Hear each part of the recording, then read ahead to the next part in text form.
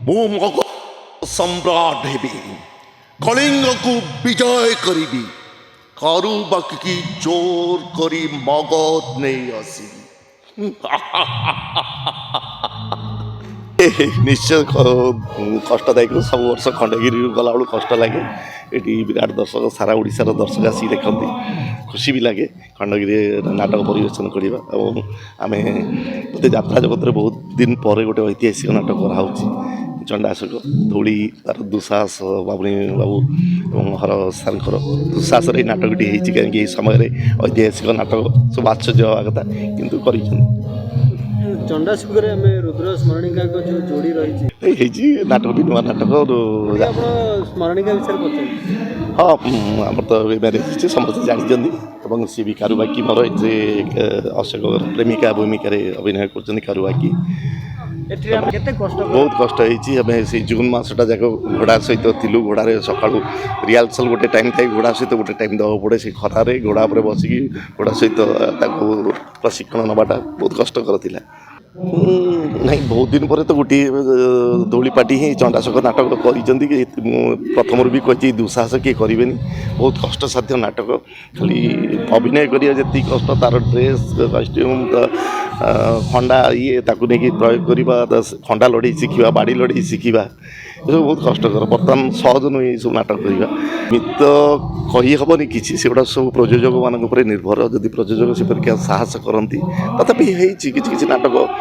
ଯେମିତି ଆମେ ଦେଖିଲେ ଆଇନ ନୀଳଶୈଳ ଗୋଟେ ଥିଏଟ୍ରିକାଲ ନାଟକ ଆଜି ପର୍ଯ୍ୟନ୍ତ ଚାଲିଛି, ଲୋକ ଗ୍ରହଣ କରିଛନ୍ତି। ବହୁତ ଦିନ ପରେ ମଞ୍ଚରେ ସେମିତି ବି ନାଟକ ଦର୍ଶକ ଆଦୃତ କଲେଣି। ତ ଲାଗୁଛି ନିଶ୍ଚୟ ସେମିତି କିଛି ପ୍ରୟୋଗ କରିବେ, କିଛି କିଛି ମାଲିକ ଦୁଃସାହସ ନେଇକି ପ୍ରୟୋଗ କରିପାରନ୍ତି। ନିଶ୍ଚୟ ଖଣ୍ଡଗିରି ସଦାବେଳେ ହିଁ ଖୁସି ଦିଏ। ଯେତେ ଥର ଯେଉଁ ପାର୍ଟିରେ ଯେତେ ଥର ଆସିଛୁ, ଖଣ୍ଡଗିରି ଗୋଟେ ସ୍ୱତନ୍ତ୍ର ମଞ୍ଚ। ଏଠି ସାରା ଓଡ଼ିଶାରୁ ଦର୍ଶକ, କେବଳ ଭୁବନେଶ୍ୱର ନାହିଁ, ସାରା ଓଡ଼ିଶାରୁ ଦର୍ଶକ ଆସନ୍ତି। ଏବଂ ଏ ମଞ୍ଚରେ ଅଭିନୟ କରିବା ଗୋଟେ ସ୍ୱତନ୍ତ୍ରତା ଅଛି ସେଇ ଖଣ୍ଡଗିରିରେ। ତ ବହୁତ ଖୁସି ଲାଗୁଛି। ଏଇ ଚଣ୍ଡାଶୋକର ହିଁ କହୁଛି, ମୁଁ ମଗ ସମ୍ରାଟ ହେବି, କଳିଙ୍ଗକୁ ବିଜୟ କରିବି, କାରୁ ବାକି ଜୋର କରି ମଗଧ ନେଇ ଆସିବି। ବହୁତ କଷ୍ଟକର ସେଇଟା ମୁଁ କହୁଛି। ଏଇ ଡାଇଲଗ୍, ଏଇ ସଳାପ, ଏଇ ଶୈଳୀରେ କହିବା, ଏଇ ଶବ୍ଦ ଗୁଡ଼ାକୁ ପ୍ରୟୋଗ କରିବା, ଶବ୍ଦର ଅର୍ଥ ବୁଝିବା। ଆମେ ଯେତେବେଳେ ନାଟକ ହେଲା, ପ୍ରାୟତଃ ଅଧେ ଶବ୍ଦ ଆମେ ବି ବୁଝିନଥିଲୁ। ସେ ଶବ୍ଦ ବୁଝିକି ତାକୁ ଫେରେ ସେ ନାଟକୀୟ ଶୈଳୀରେ ସଳାପ ଉଚ୍ଚାରଣ କରିବା ନିଶ୍ଚିତ କଷ୍ଟକର। ତଥାପି ଗୋଟେ ଚ୍ୟାଲେଞ୍ଜ ରୂପରେ ନେଲୁ ନାଟକଟି କରିବୁ, ଦର୍ଶକ ପାଖରେ ଭେଟିବୁ, ଗୋଟେ ଐତିହାସିକ। କାହିଁକି ଏବେ କିଛି ଦିନ ହେଲା ବିବାଦ ଭିତରେ ରହିଲା, ନଗ୍ନତା, ଅଶ୍ଳୀଳତା ନାଟକ ଇଏ ସିଏ।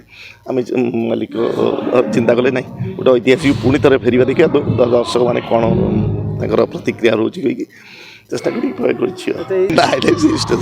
ମଞ୍ଚରୁ ହେଲା ପରେ କଳାକାର ପଳେଇଥାଏ, ବ୍ୟକ୍ତିଗତ ସ୍ତରକୁ ପଳେଇ ଆସିଥାଉ। ମଞ୍ଚରେ ହିଁ ନାଟକ, ମଞ୍ଚ ତଳେ ଏସବୁ ହୁଏନି। ଶୁଣିବାକୁ ମିଳୁଛି, ମୁଁ ଜାଣିନି, ମୁଁ ଶୁଣିନି, ହେଇପାରେ କହିଛନ୍ତି କୋଉଠି, ମୁଁ ବି ଜାଣିନି। ହଁ, ମୁଁ ଜାଣିନି ସେସବୁ କଥା। ସରଳ ଆଗରୁ କ'ଣ ଶାନ୍ତ ନଥିଲି? ଏତେ ନଥିଲେ। ନାଇଁ, ଥିଲି, ଶାନ୍ତ ଥିଲି। ସେତେବେଳେ ଚରିତ୍ର ଗୁଡ଼ା ସବୁ ଭିନ୍ନ ଭିନ୍ନ ଥିଲା। ଆସିକି ପ୍ରୟୋଗ କଲାବେଳେ ଭିନ୍ନ ଭିନ୍ନ ଚରିତ୍ର, ଏବେ ରାଜା ଚରିତ୍ର, ଶାନ୍ତ ଚରିତ୍ର। ନା, ସେତେବେଳେ ଭୟ ନଥିଲା କାହାକୁ, ଏବେ ନାଇଁ, ସେମିତି କିଛି ନାହିଁ, ସେମିତି କିଛି ନୁହଁ। ହଁ, ବିବାହଟା ଜୀବନକୁ ଶୃଙ୍ଖଳିତ କରେ। କିଛି ଶୃଙ୍ଖଳା ବିବାହ ପରେ ଶୃଙ୍ଖଳିତ ହୁଏ, ତ ସ୍ୱାଭାବିକ ସେଇ ଧାରା ହେଇଥିବ, ନହେଲେ ସେମିତି କିଛି ନାହିଁ।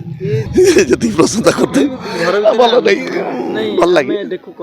ହଁ, କଷ୍ଟକର, ବହୁତ କଷ୍ଟକର। ବହୁତ ସେ ଖଣ୍ଡାର ଓଜନ ହିଁ 6-7 କେଜି। ଯେଉଁ ଖଣ୍ଡାଟା ଧରିକି ଯାଉଛୁ, ତାକୁ ଧରିକି ଯିବା ବଡ଼ କଥା ନାହିଁ, ତାକୁ ପ୍ରୟୋଗ କରିବା, ତାକୁ ଧରିକି ଫେରେ ଅଭିନୟ କରିବା ଏବଂ ନିଜ ଜିନିଷ ଗୁଡ଼ାକ ପ୍ରୟୋଗ କରିବା, ସେଇଟା ହିଁ କଷ୍ଟସାଧ୍ୟ। ଖଣ୍ଡା ଲଢ଼େଇଠୁ ଆରମ୍ଭ କରି ଲଢ଼େଇ ଫେରେ ପ୍ରପର୍ 2 ଜଣଙ୍କର ଲଢ଼େଇ ଠିକ୍ ହେବାର ଅଛି, ନହେଲେ ହାତ ଫାତ ସବୁ କଟିଯାଇଛି। ବହୁତ ଥର ସେମିତି ବି ହେଇଛି, ତ କଷ୍ଟକର। ତଥାପି ସେଇଟା ବା ଜୋରରେ ହଲେଇ ଦେଲା ବେଳକୁ କେତେବେଳେ କାନ ବାହାରିକି ପଳେଇବ ବୋଲି ଡର ଲାଗୁଛି, ଧରିକି କରିବାକୁ ପଡ଼ୁଛି। କାନ ଫୁଲ ସ୍ମରଣିକାଙ୍କର ନା ନାଇଁ? ନାଇଁ, ପାଟିକର, ଏଇ ଚରିତ୍ରର, ଅଶୋକ ଚରିତ୍ରର। ଏଇ କାନ ଫୁଲକୁ ନେଇକି ଆପଣ 2 ଜଣ ଭିତରେ କିଛି ନାଇଁ, କିଛି ସିଆଡ଼େ ହିଁ ପିନ୍ଧଉଛି, ମୁଁ ତ ବିଶେଷ। ଏବେ ଟିକେ ରୁଦ୍ର ବହୁତ ଲୁଚଉନାହାନ୍ତି ଆପଣ? ଆଜ୍ଞା, ଏବେ ଟିକେ ଆପଣ ବହୁତ ଲୁଚଉନାହାନ୍ତି, କିଛି କଥା କହୁନାହାନ୍ତି କାହାକୁ କହିବି? ଆମକୁ। ମୁଁ ତ ଖୋଲିକି କହୁଛି ସବୁ କଥା, ଆଉ କୋଉ କଥା କହିବି, ଲୁଚେଇବି କାହିଁକି? ସ୍ମରଣିକାଙ୍କର କିଛି ପ୍ରଶଂସା ହବ? ନିଶ୍ଚିତ। ଯାତ୍ରା ତ ନୂଆ ଆସିଛନ୍ତି, ଏଇ ନାଟକ କାରୁବାକି ନାଟକରେ ବହୁତ ଚେଷ୍ଟା କରିଛନ୍ତି। ଫାଇଟ୍ ଗୁଡ଼ା ମାନେ ସେତିକି ଆମକୁ ବି ଡର ଲାଗେ ବେଳେବେଳେ। से फाइट से एक्शन से भी बहुत समय देइछन्ती जो सार माने आछन्ती खुशी हेबे से फाइट रे सेतिकी करबा कष्टकर आउ का क्षेत्र रे तो निश्चित